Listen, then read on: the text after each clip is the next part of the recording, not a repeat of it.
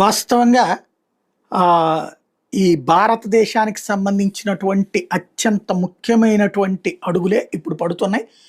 ఇప్పటిదాకా తీసుకున్న చర్యలు ఒక ఎత్తు, ఇప్పుడు తీసుకోబోయే చర్యలు ఒక ఎత్తు. పాకిస్తాన్ మీదన అన్ని రకాలుగా అష్టదిగ్బంధనం ఆల్రెడీ నిన్నే మాట్లాడుకున్నాం. ఇప్పటికే చెనాబ్ నది ఎండిపోయింది గత 4 రోజుల నుంచి నీళ్లు లేకపోయాడు. మొన్న వరదలతో మునిగితే ఇప్పుడు ఎండిపోయినటువంటి పరిస్థితి నెంబర్ 1.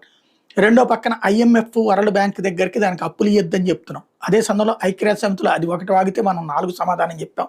అదొక పక్కన జరిగింది.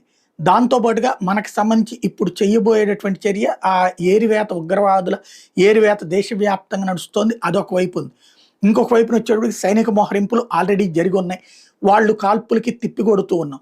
అదే కాకుండా ఏదైతే గవర్నమెంట్ రీస్ట్రక్చర్ చేయడం నేషనల్ సెక్యూరిటీ అడ్వైజరీ బోర్డ్ ఎన్ఎస్ఏబిని, అందులో former research and analysis wing chief Alok జోషిని న్యూ చైర్మన్గా